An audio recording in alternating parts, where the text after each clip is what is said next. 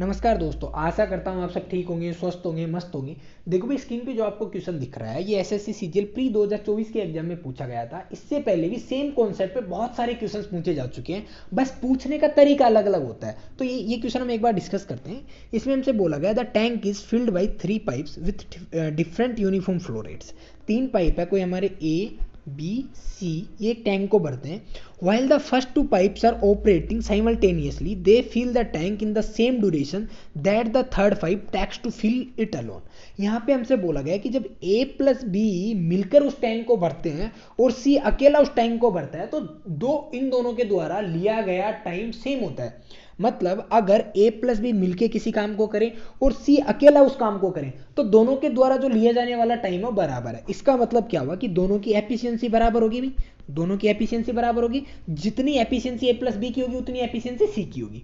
आगे हमसे बोला गया है the second pipe can fill the tank 5 hour quicker than the first pipe yet 4 hour slower than the third pipe. अब देखो ये वाली जो चीज है ना, ये वाली लाइन है, इसको अरेंज करना बहुत ज्यादा महत्व रखता है कि आप एग्जाम में इसको किस तरीके से अरेंज करते हो। मैं 2 तरीके से अरेंज करके बताता हूं आपको।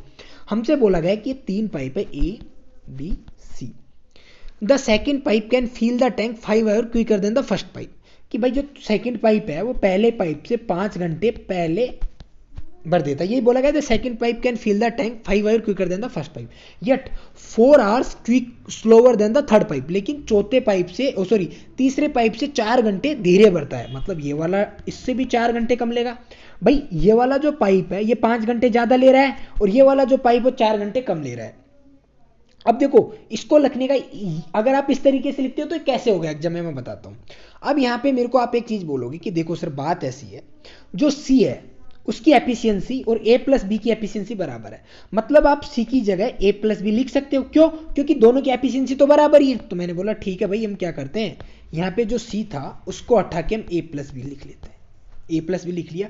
अब ये वाली चीज आ गई ए प्लस बी। तो यहां से आपने कॉन्सेप्ट पढ़ा होगा भाई, A B A plus B.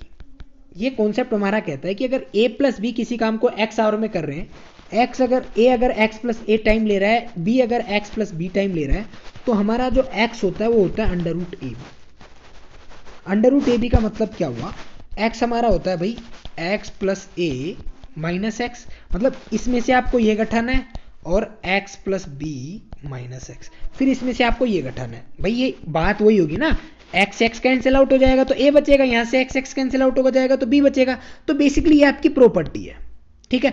अब इस प्रॉपर्टी को हम यहां पे यूज करते हैं। जब हम इसको यहां पे यूज करते हैं तो ये हमारी बनेगी, देखो भाई हम इसको यहां पे अप्लाई करते हैं तो आप हमसे बोल दोगे कि सर x माइनस 4 बराबर हमारा आना चाहिए। क्यों? क्योंकि भाई a प्लस बी कितना है, x माइनस 4 है। यहाँ पे a प्लस बी कितना था, x।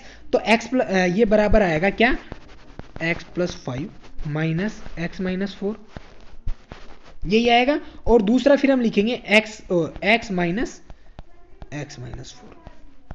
भाई यही आया ना, x minus 4 a plus B के द्वारा लिया हुआ टाइम, देखो a प्लस बी के द्वारा लिया हुआ टाइम क्या होगा, आप इसमें से ये वाली चीज घटाओगे क्योंकि यहां पे हमने इसमें से ये घटाया था, फिर इसमें से ये घटाया था, यही क्या था यहाँ पे। तो सेम ऑपरेशन यहाँ पे करना है। अब देखो अगर आपने इसको इस तरीके से किया तो ये हो गया पेचीदा, ठीक है। यहाँ पे जो सबसे ज्यादा इंपॉर्टेंट चीज है वो यही है कि आप इसको किस तरीके से लिखते हो। तो मैं वापस एक बार इसको लिख देता हूँ भाई। ये चीज बताना इसलिए जरूरी था क्योंकि एग्जाम हॉल में बहुत सारे बच्चे ये वाली गलती करते हैं, लिखने में वो प्रॉब्लम कर देते हैं। अब देखो अगर मैं इसको इसी तरीके से लिखूं कि भाई ए बी और सी है, अगर सी हमारा एक्स टाइम ले रहा है तो बी हमारा एक्स प्लस 4 ले रहा है और ए हमारा एक्स प्लस 9 ले रहा है। यही हुआ ना बात, the second pipe can fill the tank 5 hour quicker than the first. देखो ये बी इससे ए 5 घंटे ज्यादा ले रहा है बी से और बी सी से 4 घंटे ज्यादा ले रहा है। लिखने का तरीका चेंज किया है मैंने बस, ठीक है। अब यहां पे हम क्या करेंगे, सी की जगह क्या लिख देंगे भाई, हम सी को काट के क्या लिख देंगे, ए प्लस बी, क्योंकि सी और ए प्लस बी दोनों की एफिशिएंसी इक्वल है। तो अब आप यहां से सीधा सीधा वो वाला फॉर्मूला लगा दोगे कि सर जो हमने अभी पढ़ा था वो ये पढ़ा था, अगर ये एक्स है, ये एक्स प्लस ए है, ये एक्स प्लस बी है, तो हमारा एक्स बराबर अंडर रूट ए बी हो जाएगा, ठीक है। अब यहाँ पे जब मैं ये वाली चीज अप्लाई करता हूँ तो एक्स बराबर क्या हो जाएगा भाई, अंडर रूट 9 इंटू 4 मतलब कितना आ जाएगा 6। हमसे पूछा गया what is the time needed for the first pipe to fill the tank. पहले पाइप के द्वारा लिया गया समय कितना होगा, तो आप बोल दोगे सर x+9 मतलब 15 आवर हमारा आंसर हो जाएगा। कितना हो जाएगा भाई, 15 आवर हमारा आंसर हो जाएगा। देखो भाई ये वाला क्वेश्चन में मेरा बताने का पर्पज यही है कि आपको किस तरीके से क्वेश्चन में एग्जाम हॉल में क्वेश्चंस को अरेंज करना है। अरेंज करने का बहुत ज्यादा इंपॉर्टेंस है, पहली चीज। दूसरी चीज ये वाली चीज है ना, बहुत बार बच्चों को समझ में नहीं आती है कि आप ये जो सी है, इस सी को A+B लिखना है, ठीक है भाई। अब ये कई बार जब एग्जाम में पूछा जाता है तो डायरेक्ट पूछ लिया जाता है कि भाई ये ऐसा कुछ नहीं दिया होता, आपसे बोल देता है कि भाई ए कोई पाइप है, उसको भरने में x टाइम लग रहा है, बी को भरने में x+a लग रहा है, और A+B जब भरते हैं तो t टाइम लग रहा है, तो आप वहां से इजीली कर लोगे। लेकिन जब ये क्वेश्चन की लैंग्वेज चेंज हो जाती है ना इस तरीके से, तो करने में दिक्कत आती है। आशा करता हूं मैंने जो आपको समझाने की कोशिश किया आपको समझ में आया होगा। देखो भाई इस क्वेश्चन को मैं चाहता तो 1 मिनट में भी समझा सकता था, लेकिन मैंने पूरी चीजें इसलिए एक्सप्लेन की कि आपको जहां जहां पे दिक्कतें आती हैं वो मैं पॉइंट आउट करके बताऊं कि आपको ये वाली गलतियां नहीं करनी है।